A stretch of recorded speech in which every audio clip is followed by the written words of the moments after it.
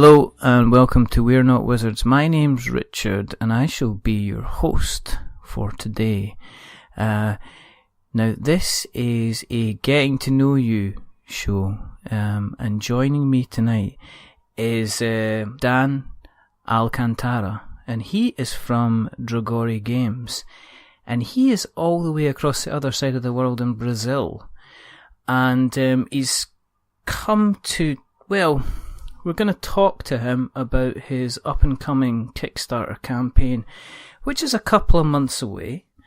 But we just, we spoke a couple of times over Twitter, and we decided to have a chat just now, just to help, I guess, put the word out there for his up-and-coming game, which is called Arena the Contest. So, hello, Dan. Hello. I'm very happy and honored to. You just said earlier to me that I am the first Brazilian you're having on your podcast, and I hope I can meet the expectations. That's okay. I'm very happy to have you on. As I said, we started. I think it was a brief conversation on Twitter. And then we kind of have been exchanging emails back and forward. And even though your Kickstarter is a good couple of months away, after looking at your website and kind of finding out a little bit more about the game, I thought it would be good to get you on, Actually, when you first contacted me on Twitter, it was not that many months away. We were expecting to launch it on very early 2018, in January. But then we postponed it to get some more things done to the game. Yeah. You've got we're expecting about March right now, at the end of March, maybe the beginning of April, but we don't have an exact date. Yeah, and as I think Jamie Stegmaier said, you launch a quick Kickstarter when it's ready to be launched. Yeah. You don't kind of launch it before. For anybody who is listening to us for the first time, thank you for joining us. The reason that we do this is because we believe that there's quite simply not enough podcasts about board games. And we're certainly only one of two that's in Scotland. So you've got either ourselves or you've got Unlucky Frog Gaming, who you should also check out, the other Scottish podcast people out there. The other reason that we do this is because we like to speak to board game creators. So I'm very honoured that Dan has agreed to come on tonight and tell us an awful lot more about Arena the Contest. So the normally what we would do is we would talk a little bit about your history with kind of the board game hobby. So do you want to start off by telling us a little bit about kind of how you got into board gaming or tabletop yourself? As a starter, yeah. Okay, sure. Well, I am very fortunate to have parents that enjoy board games. So at a very early age, they introduced me to the ultimate board game, the perfect blend of strategy and tactics, which is chess. All right, okay. I immediately fell in love and started to study it 6 hours a day, winning tournaments and all. My parents quickly started to lose all games against me, so we shifted to more light-minded games of luck like Monopoly. You swapped chess for Monopoly. Yeah, but just among us. I was a huge fan of electronic games. My Super Nintendo and afterwards PlayStation were on every single day. Yeah. But somehow my happiest memories are the weekends when my parents would ignore how tired they were from having worked hard all week and sat at the table to play something with me and my brother. Flash forward many years, I graduate from law school, And suddenly I feel a bit too old to be playing video games. I still play every single Final Fantasy that comes out, but I'm nowhere near that impressionable kid who had too much free time to enjoy everything that came out. Yeah. And then I enter kind of a sad moment when I start working, and I rarely get to use my mind while having fun. I mean, I use my mind at work, but it's no fun at all. Okay. And I have fun while watching TV and playing stupid games, but I don't really use much my mind. And that moment coincided with the best event that could have happened to the board game industry. The moment when multiplayer offline electronic games stopped making sense. Yes. Everybody suddenly had good Wi-Fi connection, and every single game, however simple or small, started having multiplayer servers online. All right. So everybody could play them at the comfort of their own homes. So purchasing 2, 3, 4 controllers for my PlayStation stopped making sense. Why would you play on split screens anymore? Right? So and now, I mean, later on, and by that I mean nowadays with smartphones, everybody can suddenly talk to everybody anywhere at any time, and you don't have to describe something anymore. You can simply Google image stuff, take a snapshot for a screen, and send it, and this whole process takes seconds. Anyway, what I mean is meeting with people to talk is making less sense, and meeting people to play electronic games makes even less sense. Yeah. But playing board games makes sense. It's the perfect excuse to meeting some friends on a regular basis, or even meeting new people.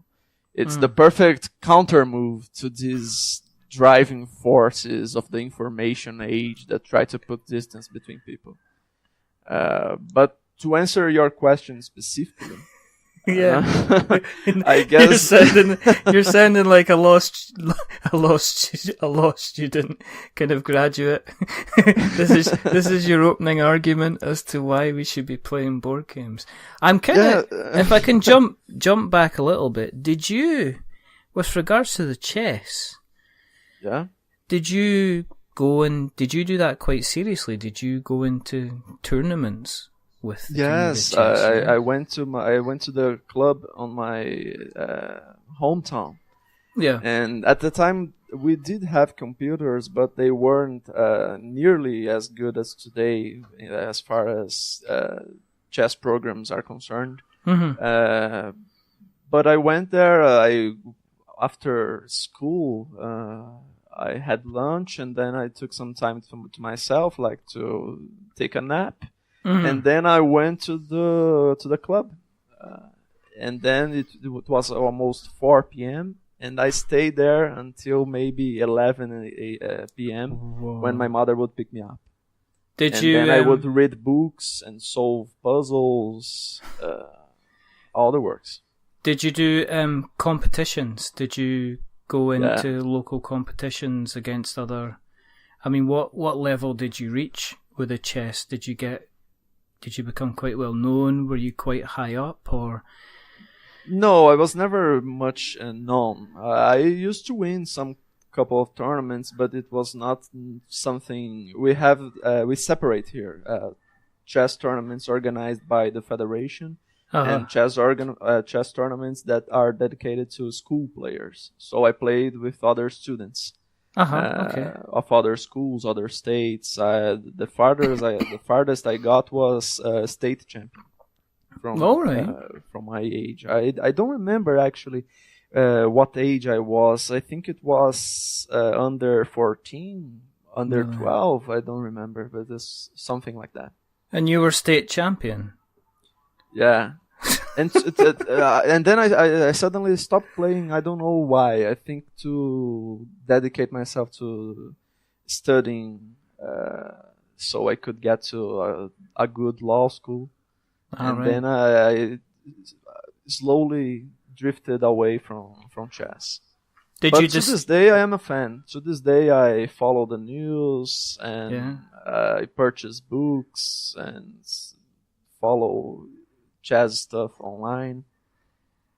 Do you ever have the occasional game of chess then? Yes. Yeah. Do you play chess with your parents then? Yes, I played when they introduced me to the game. Now they don't like it anymore. It's probably because you used to play it for 6 hours. Yeah, it was suddenly not fun anymore. I would point them out. Why did you make this move? It makes no sense. Oh dear! Why did you? But then, fortunately, my brother got into chess as well. He's 7 years younger than me. Okay. And when we meet, we have some fear. We had some fierce struggles of chess. Nowadays, we only play arena when we meet. Of course. Well, that's a completely different thing. I take it that is chess been a strong influence on arena then? Yeah. Yes, it is. Okay. So you jumping forward again, and sorry to interrupt, but you said you the kind of the introduction of online video gaming took you back into board gaming. So what was the? Yes, that's when the board game industry. I think that's the reason why the board game industry exploded in the world.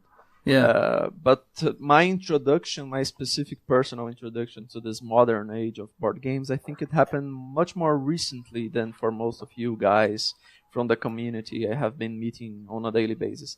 It was a few years back. My then girlfriend, now fiancée, took me to a board game store on a weekend.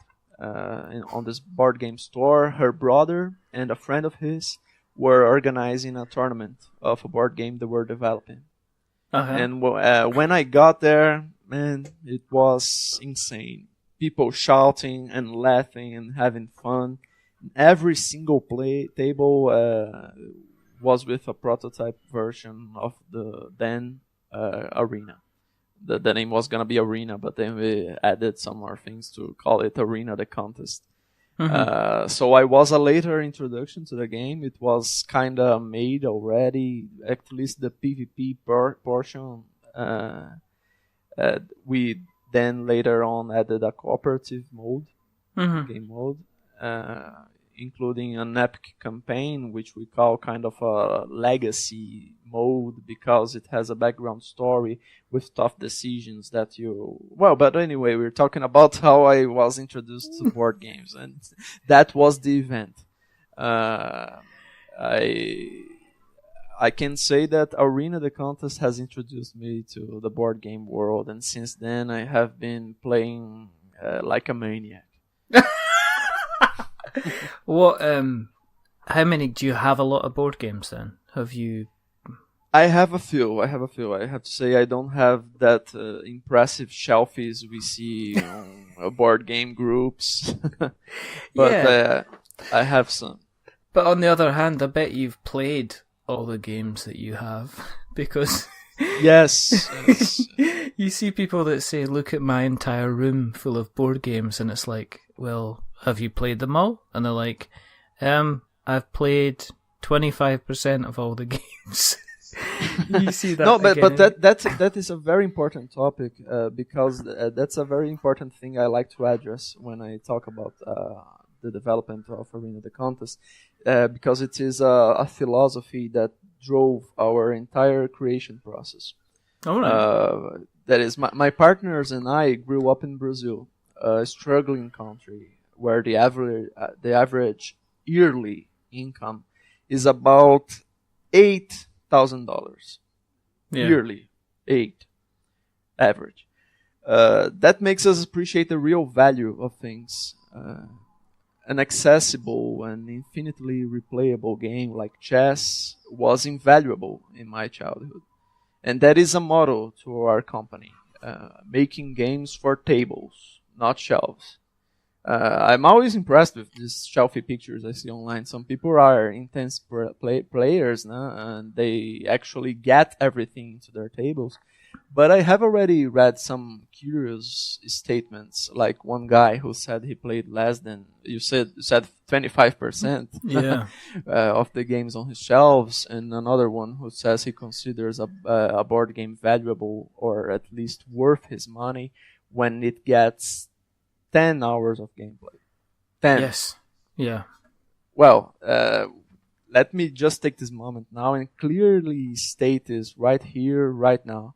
You may end up not liking Arena the Contest, but if you do, and 95% of the people who tried it does, you can play it for years and never get sick of it.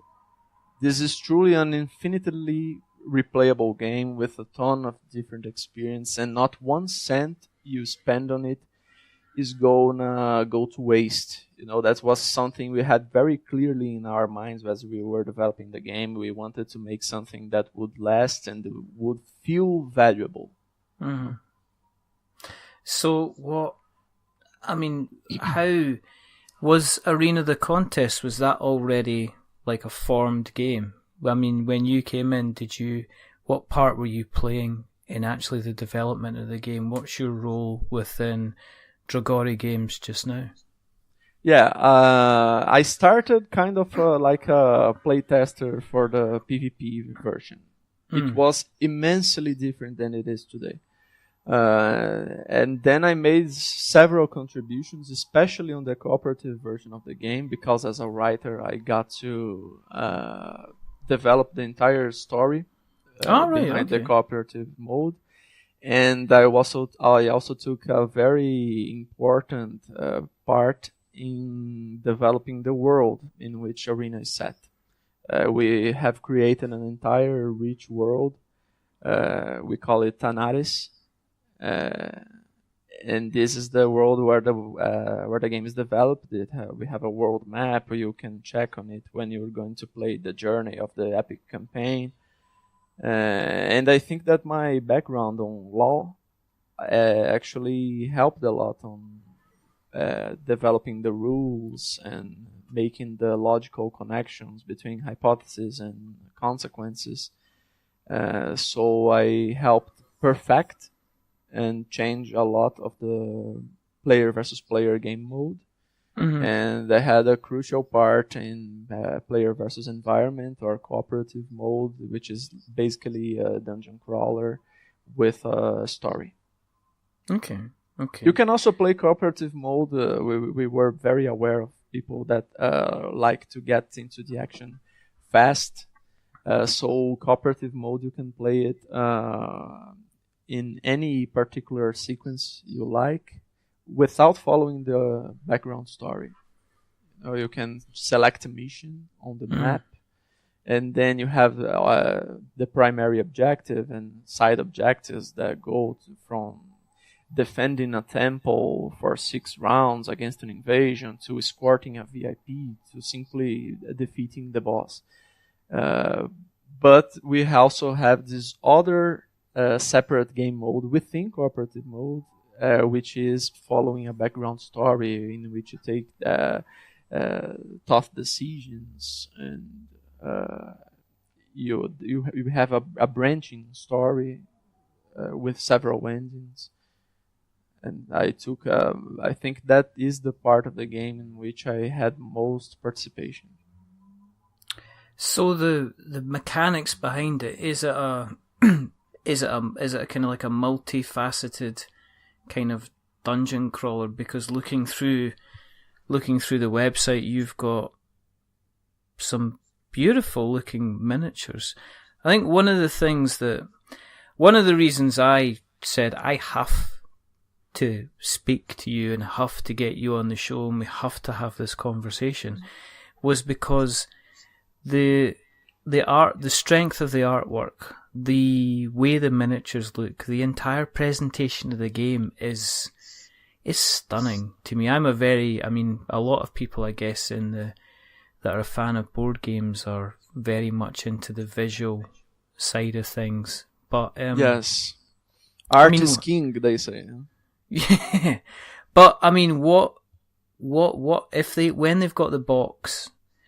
What are they going to find when they open the box? Is it like a semi-dungeon crawler? Is it a campaign? Is it a lot of different things? Is that what you're aiming to do with yeah, with the when I said that we wanted to make a really valuable game, part of it is the wide array of experiences you can have with Arena. I think the thing that what really sets Arena the Contest apart from other games, in my opinion, is how you can easily adjust the game settings to fit your preferences. We understand how much some people like cooperative games more, while others enjoy the thrill of PvP. So we put both experiences into the game. You can play a fast action game or a long adventure. You can build your own arena or not. You can role play or not. You can read more story and interact more with other players or focus on the action over the board. You can play a simpler game or apply optional features that increase the depth of strategical elements that compose the game. So when you open the game, you will find 2 game modes. You have 3 books, 1 rule book, 1 quest guide, which tells you the characteristics and settings of the scenarios and missions you will play on cooperative mode. And you have a campaign tome that we call a campaign tome, which contains the story of the epic campaign, which is the one of the modes of the campaign mode, one of the modes of the cooperative mode. It contains several clues and information you gather after beating a mission and such. You will get also lots of heroes. They are the player characters, so to say, of the game. They are the ones who will fight in the arena. But basically, Arena is a tactical fantasy combat board game. It is for 1 to 8 players. You can play solo or up to 8 players. And it has these 2 game modes. In player versus player, 2 teams of 3 or 4 heroes will fight each other in the arena. Okay. The concept is really that simple. Though we do have a rich background and setting that I invite everybody to learn at dragorigames.com and at our Facebook page. And depending on the number of players, you can control an entire team, like when you play chess, or a single hero, like when you play League of Legends or Dungeons and Dragons, something like that. You can customize the battle grid with tiles that impact the gameplay. There will be dozens of tiles like lava that damages heroes that touch it, walls that block heroes' vision and movement, and more. You can assemble over 1 trillion different arenas with these tiles. But if you like super fast setup times, the back of the board will come with a pre-assembled arena made by our illustrator that made all the artwork for the game, almost all the artwork for the game. And it is especially designed for a super cool, strategically deep, tactically intense, and balanced player versus player fight.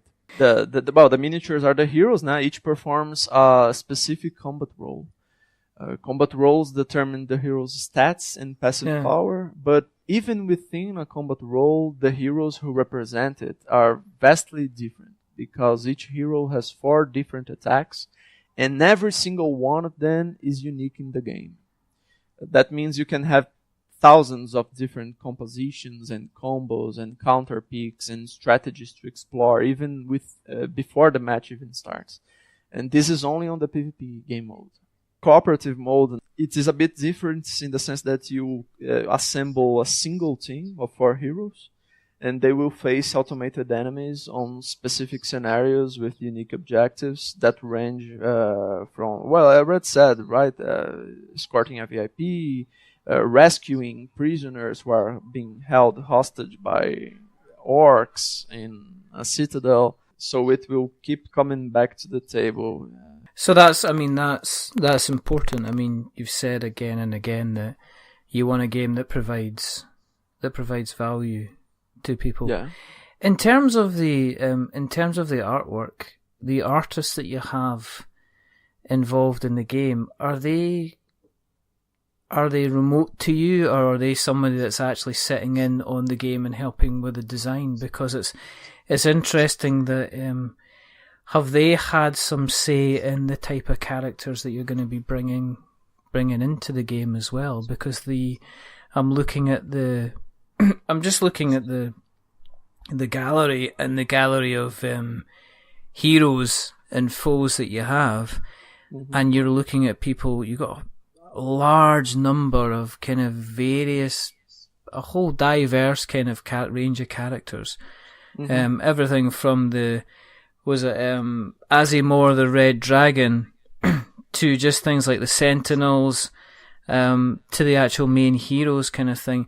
Do you have kind of like quite in-depth discussions with the kind of the artist? Have they actually come up to you with ideas and said, have you thought about doing this type of hero because I can draw this type of hero into it? Has it been quite a shared experience?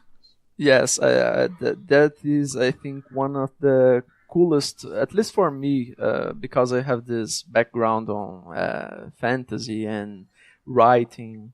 But I think one of the coolest experiences of making this game was developing the characters, because we including the expansion we plan on launching with the Kickstarter, we will have a total of 28 heroes, and every single one of them has a background story, and they have unique attacks, and we tried to put as much synergy as we could between the attacks and the way they look, and integration with the artist. The artist received the prototype of our game. We have discussions with him about the game design. He's not as deeply involved as the Dragori Games partners. But he does include observations and things he wants to try. The art director of the project is actually one of my partners. It is my brother-in-law. He's the art director of the project. And he has deep discussions that relays back to us with the artist. And we have some interesting adjustments and modifications we made based on this relationship. For instance, if you take our bard, it's Jade the bard. Yeah. Before that, before she was a bard, she was a djinn. All right, yeah, okay. Basically, like Aladdin, it's DGIN. Yes, it's like a mystical. Yes. It's like the genie of the lamp would be considered a genie. Yes, basically, yeah. Yes, she was one of the heroes that took most modifications. You know, people simply didn't like to play with the genie. They didn't pick the genie for some reason I can't really explain. They didn't feel drawn to the genie. Yeah. And then we changed it to the bard, and our artist made spectacular work with her. And we changed a little bit some of the attacks to be a bit more closer to what she can provide. And suddenly she's one of the most picked characters out there. People love her, and they make combos with her ukulele. It's the weapon I call her. It's a mixture of ukulele with banjo. It's the ukulele. I've seen that, yeah. And the artist has many credits for this character because he really helped develop her, and we made many modifications. We actually plan to have a separate and single blog post just to talk about developing Jade. It's a really cool story. Okay. But that's it.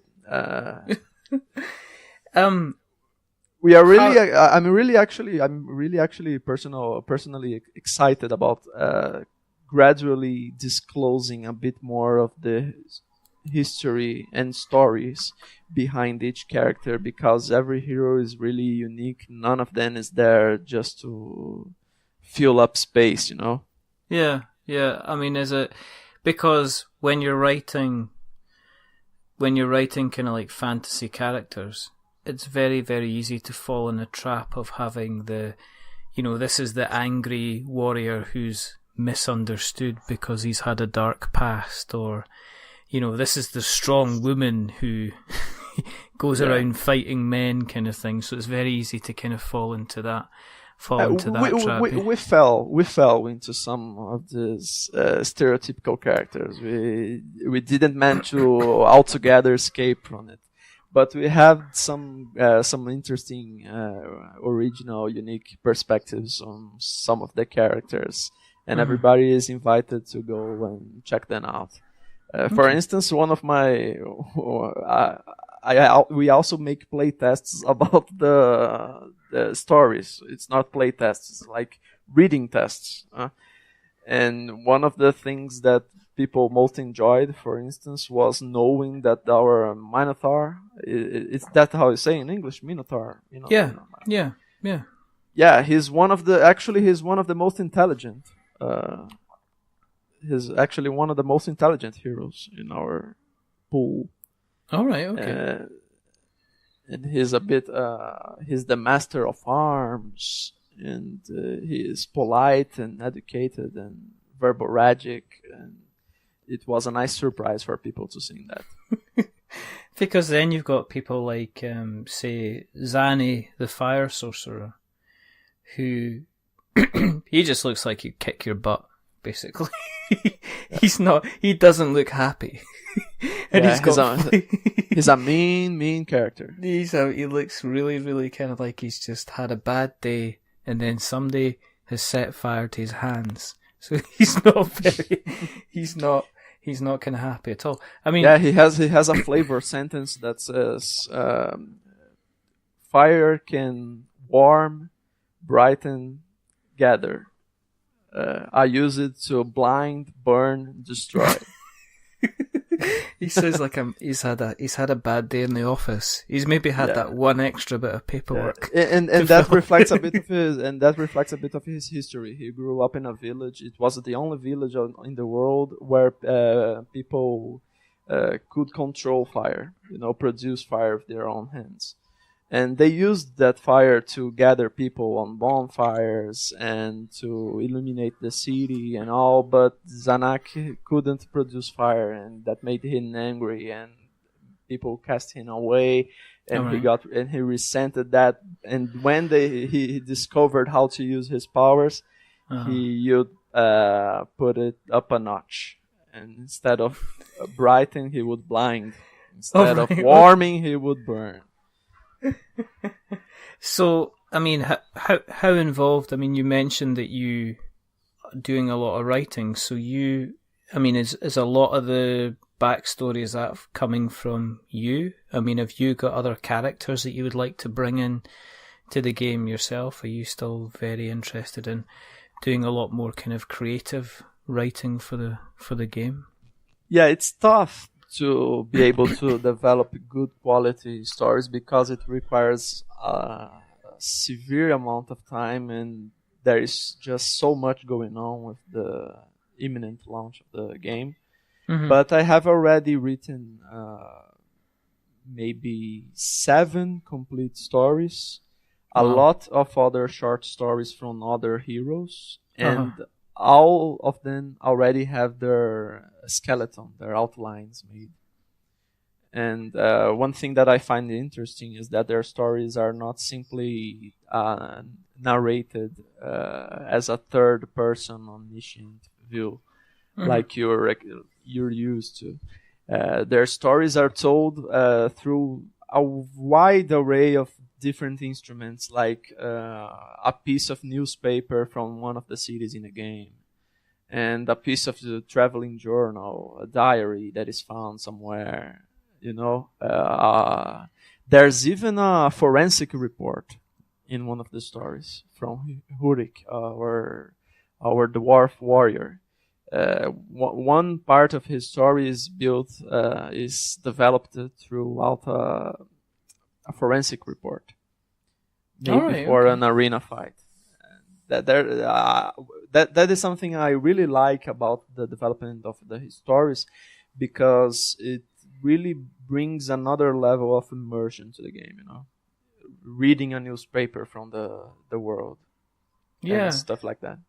Yeah, I mean, it's something, I guess, that normally what would happen is in a game like this, you would get your character card would be sitting in front of you, and it Yeah, would give their you the stories, history. Yeah. yeah, and their stories slightly intertwine and culminate in then having to fight in the arena, because it's not fun to fight in the arena. They all have a purpose to be there. They don't just fight because they are warriors and they want the money or something like that.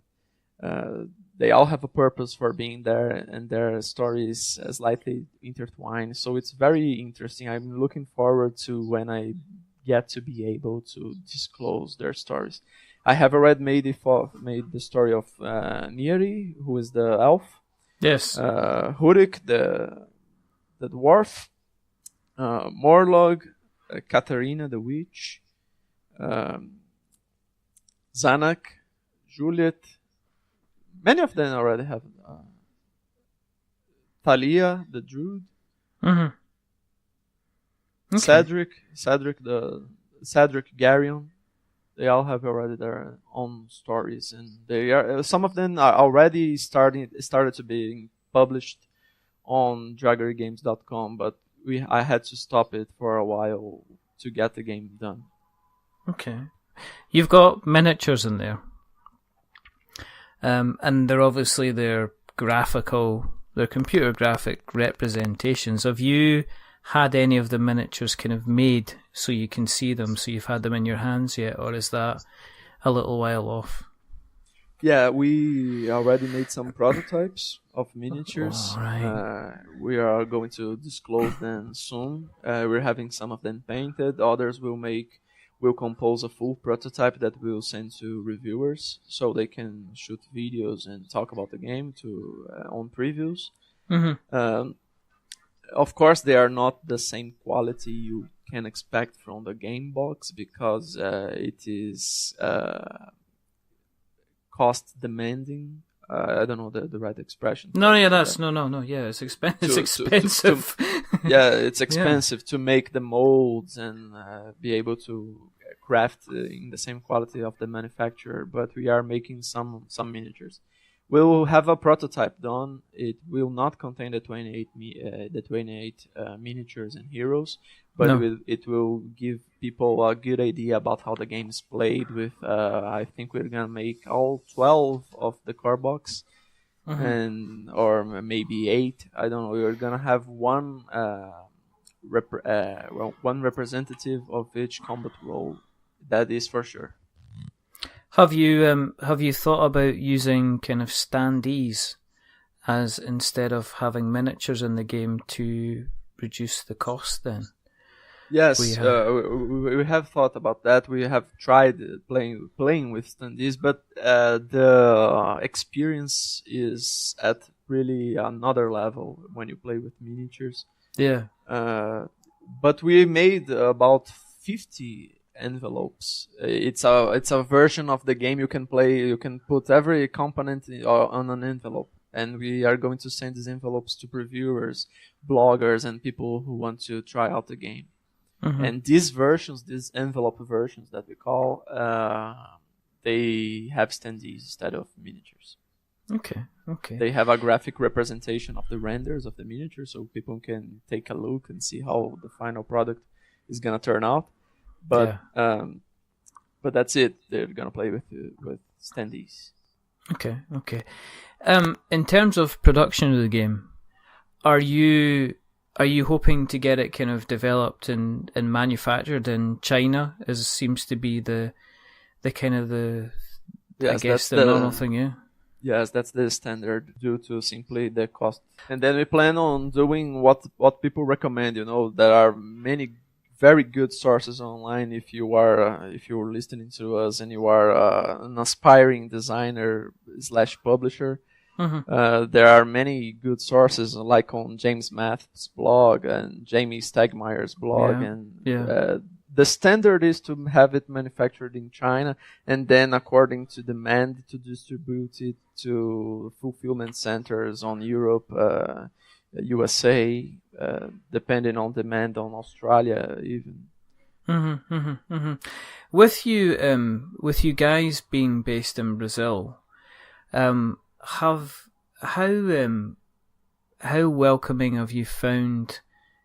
I mean, have you spoke to any other kind of like board game bloggers, podcasters, other people like, say, myself, about covering the game? Yes, we're starting to spread out to other people to see if they wanna try out the game, spread the word, get to know more, and they are all very receptive. Of course, they are all very entertaining, I would say. And we are actually very excited to know that in this information age that I spoke of earlier, that people from other countries with good ideas get to spread their word to the world. You take, for instance, many recent games on Kickstarter that are not based on US. Yes. You say the Seventh Continent. Their designers are from Europe. It seems. Yes.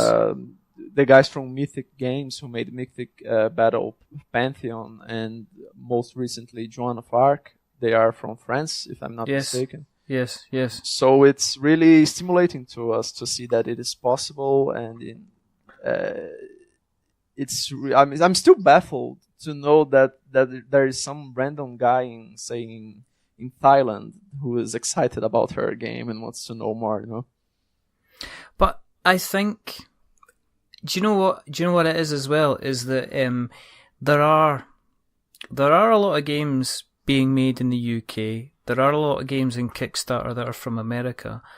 But I think that what you get when you see like a board game from another country outside those areas is that you get you can get a different take on a genre. There was a game, I can't remember off the top of my head, but there was a game that was all about airships fighting ships in the sky, basically. And I think the guy was I don't know if he was I think he was in Thailand, I think the guy was based. But it was a completely different kind of view of how things looked, and the way the graphics were presented, the way the story was done. It was done in a slightly different, it kind of freshened up that kind of genre. And I think that with the way Kickstarter's going, I think you're going to start seeing campaigns kind of running in, well, I already see them in Australia, I already see them in Canadian dollars, I see them in Australian dollars, I see them being run in, in krona, I think it's only a matter, you see them in euros. I think it's only a matter of time before Kickstarter continues to kind of branch out. And I also think that board gamers are one of the most open groups in terms of experiencing what they know in a new setting. So I think that's why I think everybody's interested. Nobody wants to miss out in the hobby, because there's so many Kickstarters coming out, there's always the danger that the next one that does something really differently or gets people excited, people don't want to miss out on that.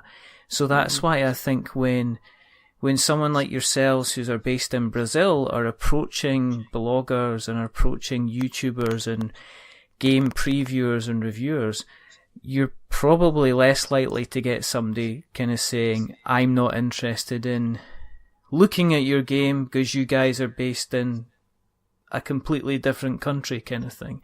I think, as you said, the age of communication and the way that a lot of board gamers are, they're generally quite curious and interested to see, well, if you're doing like a battle game or a campaign type game, what is it kind of going to be?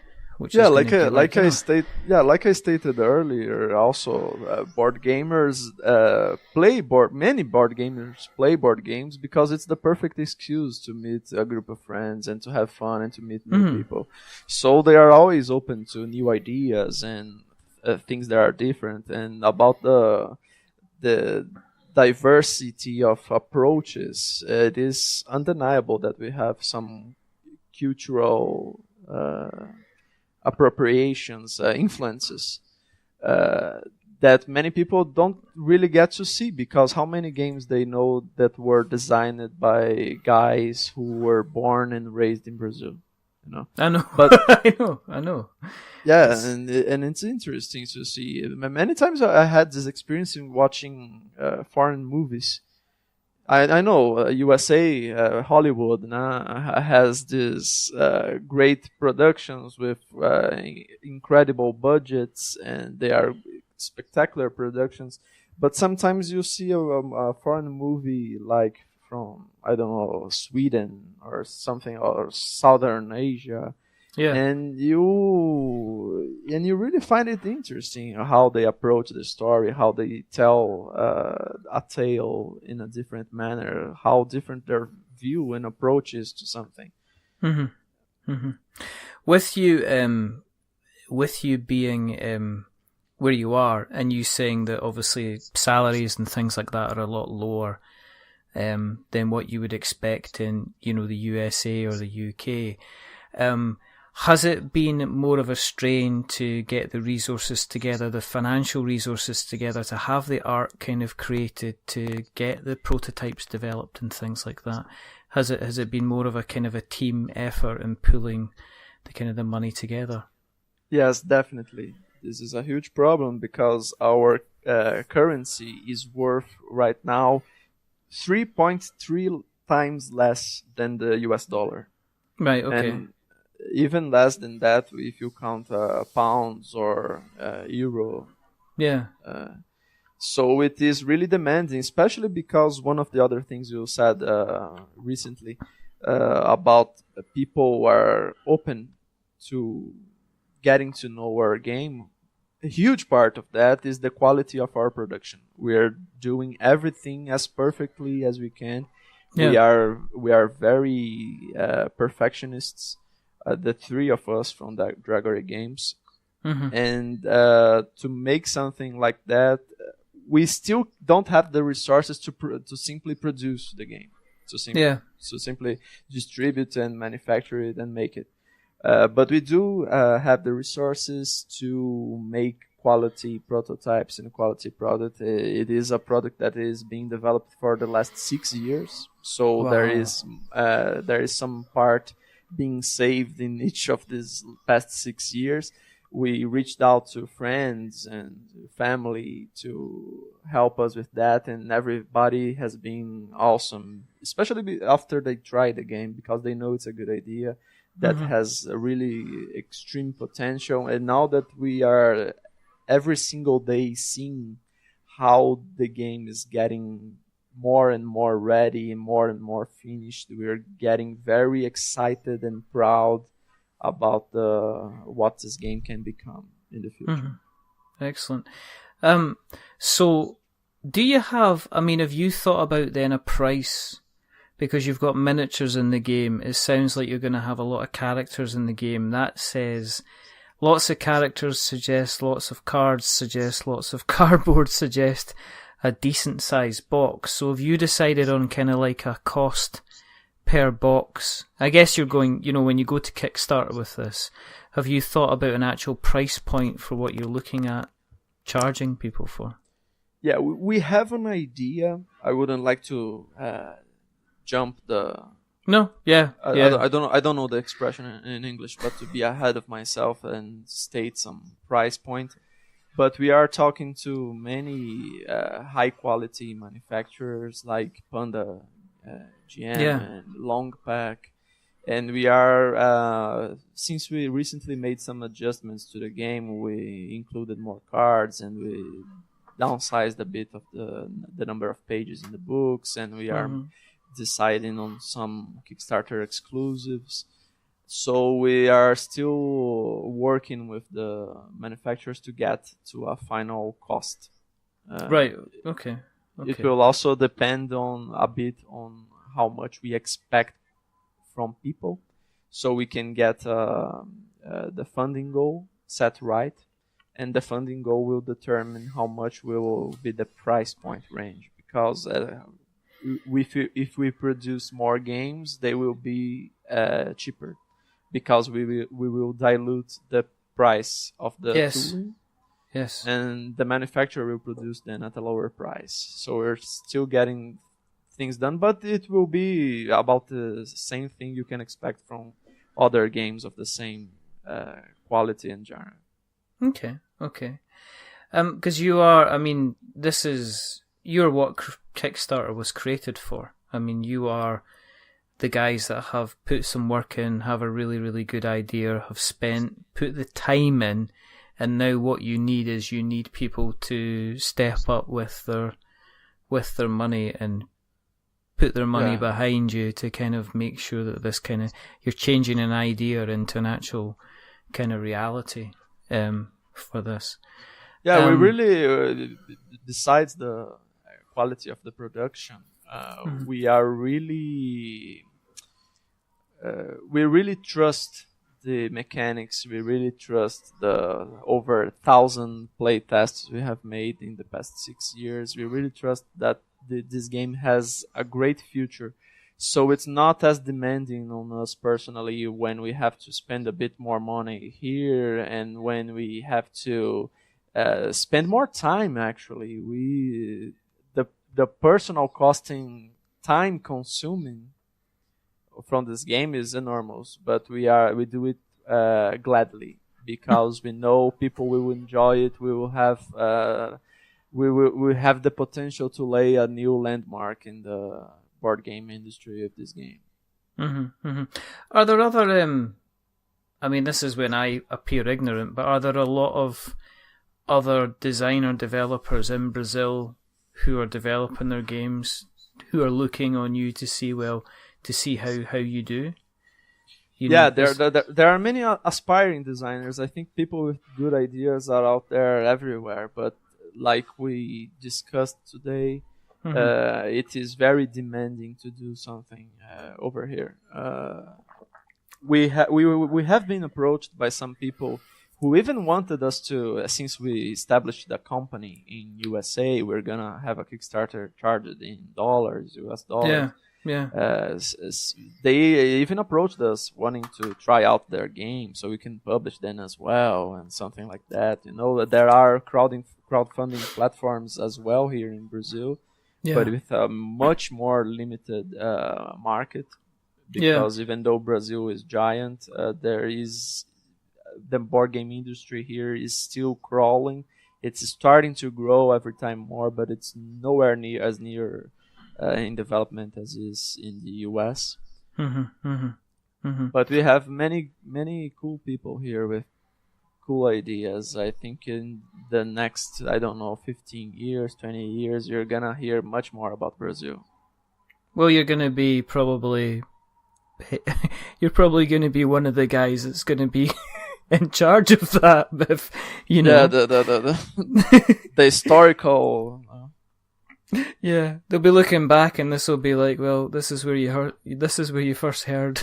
This is where you first heard about the company. But I mean, is it? But it is demanding in several aspects. You know, one of the things that makes me more sad actually about being physically distant is the impossibility to go to several conventions that happen in the US. You know. Yeah. We have to use representatives and people who will distribute things about the game. We had people in Essen, most recently in Germany, who were giving away promotional cards to raise awareness about our game, but we can't be physically present there, and that is something that really kills me. I really want to each time more people trying out the game. Yeah. Well, I mean, there's, as I say, something's got to start everywhere. I mean, we're the same. I mean, we're obviously thousands of miles away from, from PAX Unplugged, which was, which has just happened.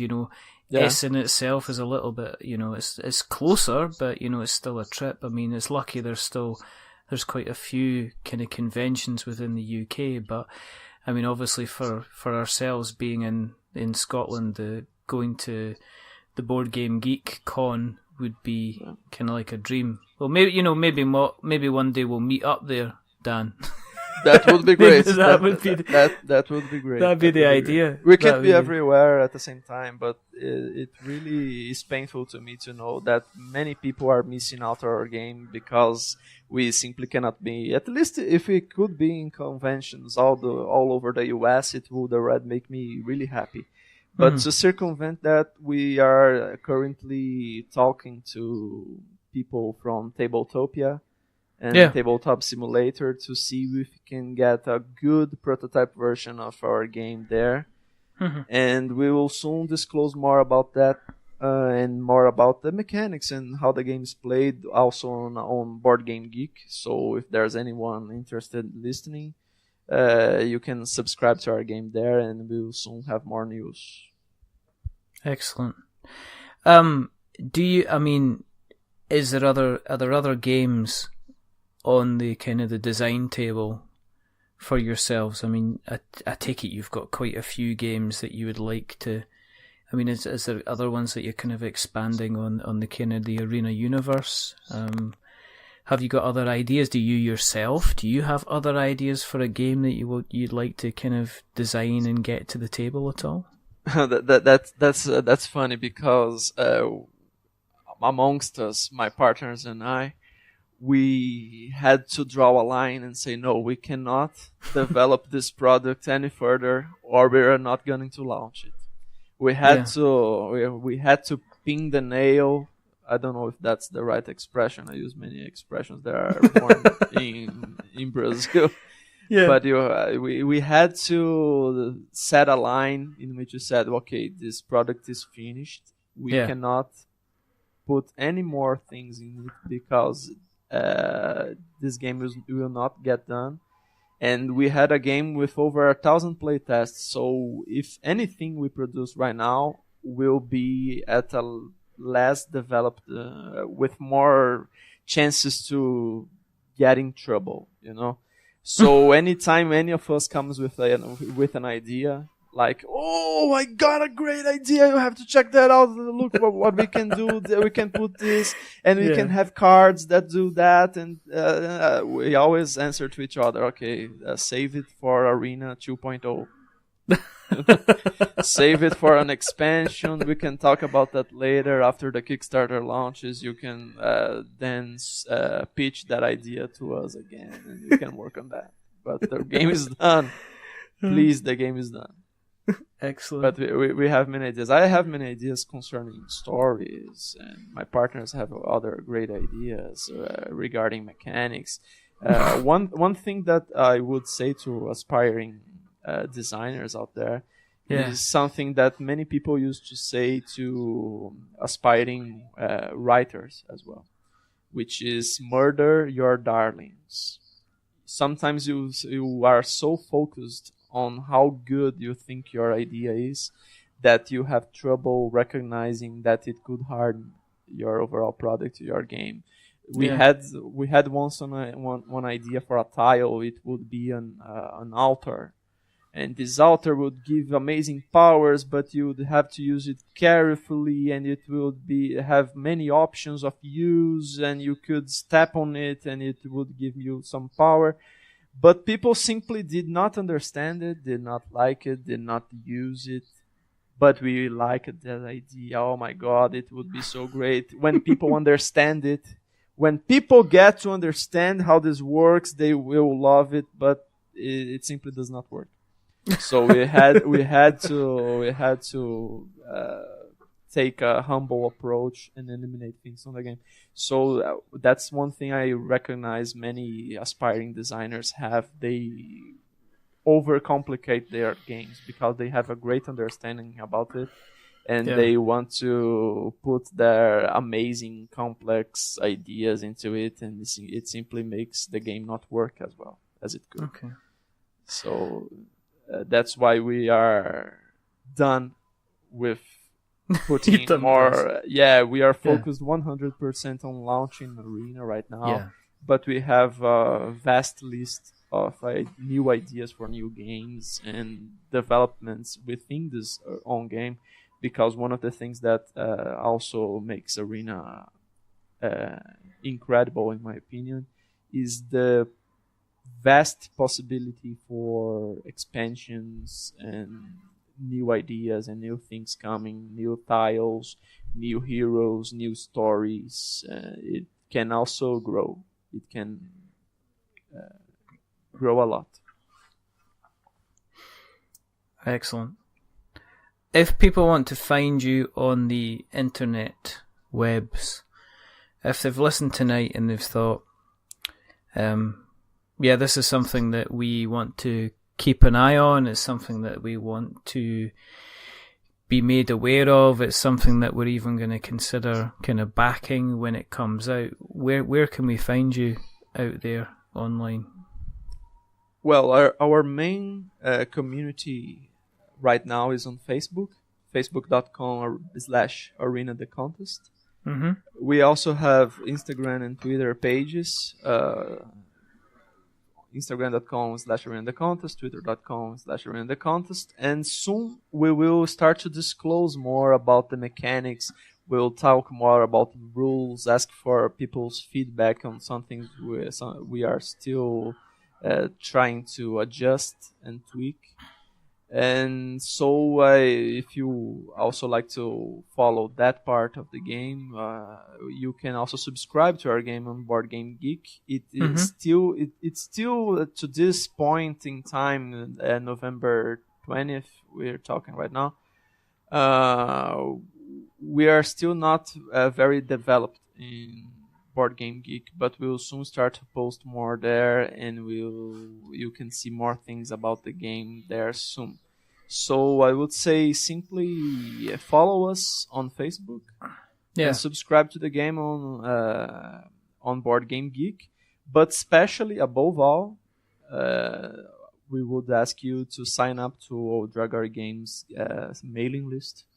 Yes. So you can be the first to know the exact date we will launch the game, and all the more pressing, important news we will give to mailing list subscribers first.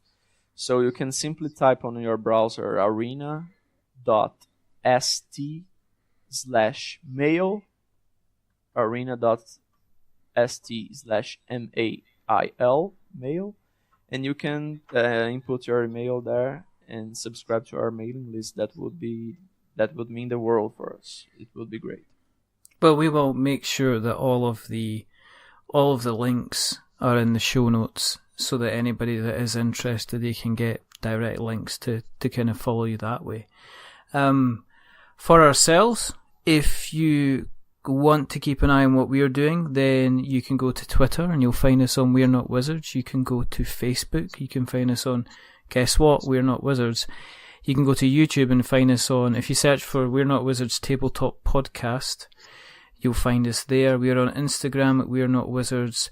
We're on all of the podcast places, Spreaker and Stitcher and Acast, and as we say, Podknife, who we like very, very much. Our lovely people, our lovely podcast host Podbean, they automatically put all of our podcasts out on YouTube every time we publish one, which is fantastic. If you like what you've listened to tonight, please consider rating, subscribing, and even reviewing us on Apple Podcasts. And as we say, if you have liked what you've heard, don't give us a 10, because that'll make us big-headed. But don't give us a 1, because that'll make us cry. Give us a 5, because it's in the middle, and it's average, and we are decidedly average. But the gentleman who has not been average tonight is Daniello from the wonderful, the fantastic Dragori Games. Richard, yes. I cannot say how grateful I am for you to have me tonight. I'm really, really honored and grateful, and thank you for having me. Well, what I will say is, if anybody that's listening tonight, if you are running a podcast, if you are running a YouTube channel, if you are writing a blog, anything to do with board games, and you are interested in seeing something that's different, that is away from the norm, then get in contact with Dan, because I'm sure he'll be more than happy to give you a lot more information about Arena the contest to help kind of get the word out there, and we will make sure that we spread the word kind of far and wide. Yes. Besides everything, I'm also the community manager for Arena the contest, so I answer all emails, all messages you send. Our email actually is arena@arenathecontest.com. Really so easy. There you go. You can contact us. I will be very happy to answer everything you want. Just a quick shout out to everybody who is newly joined us on Patreon. What are you doing? We're really, really grateful for some of the people that have backed us recently, including people like Jason. Thank you very much. Ian, thank you very much. Charlotte, thank you very much. Chris, Sarah, Katie, Graham, thank you very, very much. These are all the new people that have been supporting us on Patreon. I'm not going to give out the address, it's just because it's just shameless, but thank you again for everybody who is kind of supporting us in that way. There are only 2 more things to do, Daniello. Okay. The first thing is to remember that we are many things, but we're not wizards. Are we wizards, Daniello? No, you are not. Definitely not. We are tanks, we are priestesses, we are wizards, we are warriors, we are facing off against each other in an arena of fantasy and magic, straight out from Brazil. So there you go. And the second thing is to say goodbye. So again, it's a goodbye from the wonderful Daniello Alcantara. Just call me Dan, that's easier. Okay. Say goodbye, Dan. Goodbye, everybody. Thank you very much. Thank you, Richard. It was a pleasure. It's been a delight speaking to you, and best of luck. I'll tell you what, best of luck for when the game officially launches on Kickstarter. And when it does launch on Kickstarter, we'll get you back on, because no doubt things will change in the next 3-4 months. So we'll get you back on again so you can have a chat just when the campaign's about to come back. Okay? That would be awesome. That would be. But it's a goodbye from me as well. So stay safe, roll 6s, and check out new things from other countries. It's called Experience and it's lovely. But until the next time, goodbye.